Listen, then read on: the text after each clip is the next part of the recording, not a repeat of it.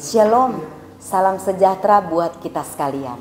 Saudara yang dikasihi Tuhan, saya suka sekali dengan statement dari almarhum Pendeta Raditya Oloan, seorang pecandu narkotika yang kemudian bertobat dan dipakai oleh Tuhan secara luar biasa, khususnya di kalangan anak muda.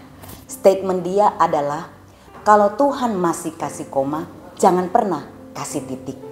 Saudara, sudah banyak orang menyaksikan bagaimana keadaan mereka dari terpuruk dan karena pertolongan Tuhan diubahkan oleh Tuhan.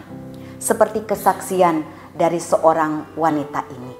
Saudara, satu hari seorang wanita berkulit hitam memperkenalkan diri dalam sebuah konferensi mahasiswa di sebuah universitas terkenal di Amerika Serikat dan berkata, "Saya adalah anak haram dari seorang ibu yang bisu tuli dan sangat miskin. Suatu hari ibu saya diperkosa oleh seorang pria sehingga saya tidak pernah mengenal siapa ayah saya. Kami hidup sangat miskin sehingga di usia yang masih sangat muda, saya bersama ibu saya harus bekerja keras sebagai seorang pekerja kasar di sebuah perkebunan kapas. Saya membenci keadaan saya dan sangat kecewa kepada Tuhan karena merasa Dia tidak adil. Saya tidak memahami mengapa saya harus lahir dan hidup di tengah-tengah dunia ini, sedangkan saya tidak berguna sama sekali." Saudara yang dikasihi Tuhan, kalimat ini kedengarannya seperti isi hati kita ketika kita kecewa dengan Tuhan. Saat-saat di mana kita terpuruk karena merasa tidak bisa diterima dan dicampakkan oleh dunia di sekeliling kita. Kemudian kita berkata, untuk apa saya dilahirkan di dalam dunia ini? Saudara yang dikasihi Tuhan, kisah ini tidak berakhir sampai di sini. Suatu hari ada sesuatu di dalam hati dari wanita berkulit hitam ini yang seperti mengatakan kepada dia, "Asi, kamu dapat memilih, kamu mau tetap seperti ini atau kamu mau keluar dari perasaan tidak berguna ini. Tuhan punya rencana yang indah buat kamu dan pilihan itu ada di tangan kamu." Akhirnya wanita kulit hitam ini memilih untuk keluar dari perasaan tidak berguna. Dia mulai bekerja dengan giatnya untuk mencari uang demi membiayai kebutuhan hidup dia dan ibunya dan untuk membiayai kebutuhan sekolahnya.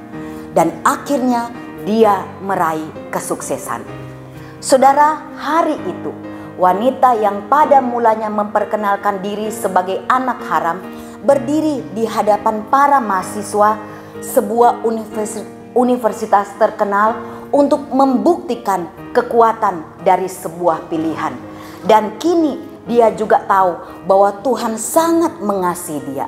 Dia percaya bahwa Tuhan tidak pernah meninggalkan anak-anaknya sekalipun dunia di sekeliling dia menolak dia. Wanita ini adalah Azie Taylor Morton, seorang menteri keuangan pada zaman Presiden Jimmy Carter. Saudara, sampai tahun 2012 dia adalah satu-satunya wanita berkulit hitam yang pernah menjabat sebagai seorang menteri keuangan Amerika Serikat. Saudara, bagaimana dengan keadaan kita?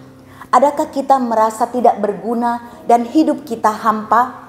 Adakah kita merasa Tuhan tidak adil dengan kehidupan kita? Saat kita dalam keadaan seperti itu, mari kita ingat Mazmur 34 ayat yang ke-18. Tuhan itu dekat sekali kepada orang-orang yang patah hati dan Dia menyelamatkan orang-orang yang remuk jiwanya. Jangan pernah pesimis dengan keadaan kita. Jangan pernah merasa bahwa Tuhan tidak adil dengan kita. Jangan pernah merasa bahwa hidup kita sudah berakhir. Kalau Tuhan masih kasih koma dengan kehidupan kita, jangan pernah merasa bahwa hidup kita sudah berakhir dan tidak berguna sama sekali. Mari kita bangkit kembali bersama-sama dengan Tuhan. Dia mengasihi kita, mengasihi saya dan mengasihi saudara. Dan Dia punya rancangan yang indah buat kehidupan kita.